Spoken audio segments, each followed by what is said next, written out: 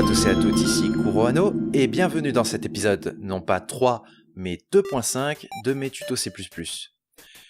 En effet, j'ai oublié une certaine quantité de choses dans l'épisode 2, et comme ça concerne directement les variables, j'ai décidé d'appeler cette suite épisode 2.5, et non épisode 3. Vous remarquerez aussi que les épisodes sont maintenant écrits, et ce pour les raisons suivantes. Quand je fais tout en impro, ce que je dis n'est pas assez clair à cause de mes nombreuses hésitations.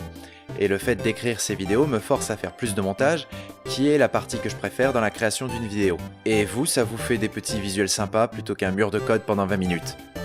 Dans cet épisode, donc, nous allons voir les différentes tailles de variables qui existent, ainsi que les opérations arithmétiques qu'on peut effectuer avec celles-ci. Voici donc la liste des types de variables existant en C++.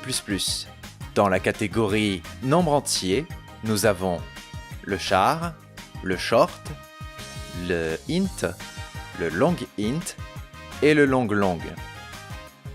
Dans la catégorie des nombres à virgule, nous avons le float, le double et le long double. Et hors catégorie parce qu'il fait rien comme les autres, nous avons le bool.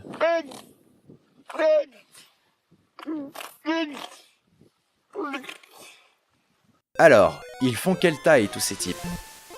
Eh bien voilà dans l'ordre la taille en bits des différents types. Ah, vous savez pas ce que c'est un bit, c'est ça? Il a dit bit. Toi tu sors. Oh, ok.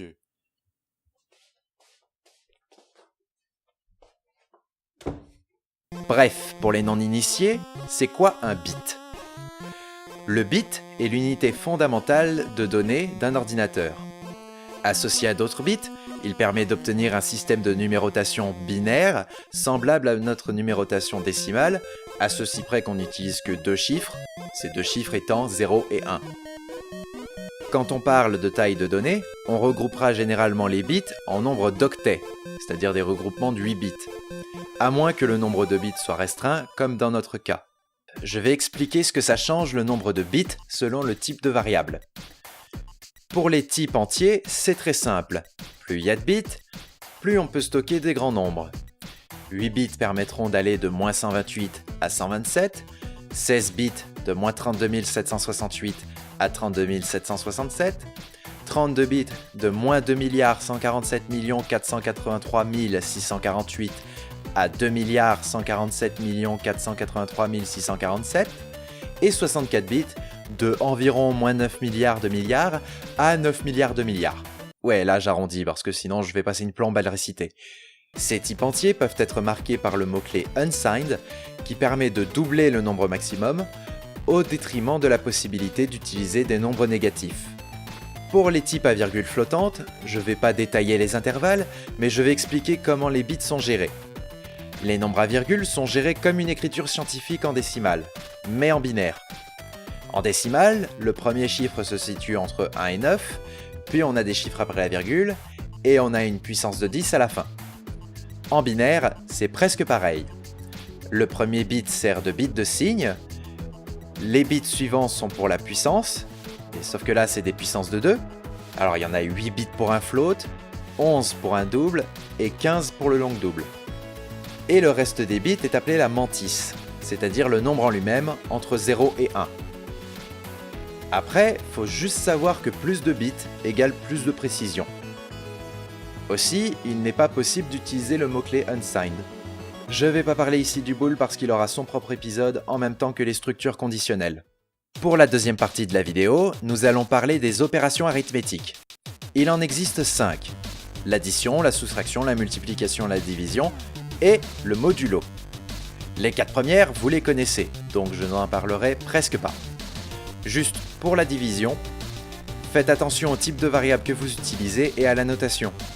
N'oubliez pas de stocker vos résultats de division dans des variables de type virgule flottante si vous voulez les stocker, et pensez à utiliser le point, qui est l'équivalent de la virgule en anglais, et donc c'est aussi le cas en programmation.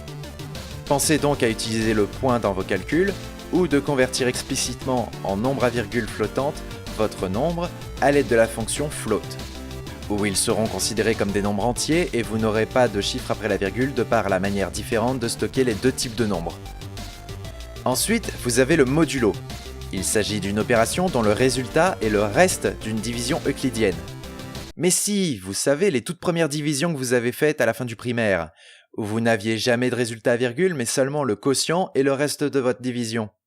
Cette opération est très utile pour savoir si un nombre est divisible par un autre. Par exemple, dans le cas d'une horloge, il est utile de savoir si notre nombre, un nombre de secondes, est divisible par 60 pour obtenir des minutes et par 3600 pour obtenir des heures. C'est aussi ce qui est utilisé pour calculer une date de la même manière. Et voilà, on en a fini. J'espère que ce format-là vous plaira plus. En tout cas, moi je vais continuer comme ça parce que ça m'amuse beaucoup plus, même si j'ai multiplié par 30 mon temps de travail sur la vidéo. Je pense que ça les vaut au final. J'avais dit dans la dernière vidéo que l'épisode 3 serait sur le stockage de caractères et de chaînes de caractères. Mais pour ça, il faut d'abord aborder une nouvelle notion, les tableaux. C'est donc sur ça que se portera le prochain épisode et celui sur les chaînes de caractères viendra après. Du coup, je vous dis à bientôt et je vous attends pour l'épisode 3.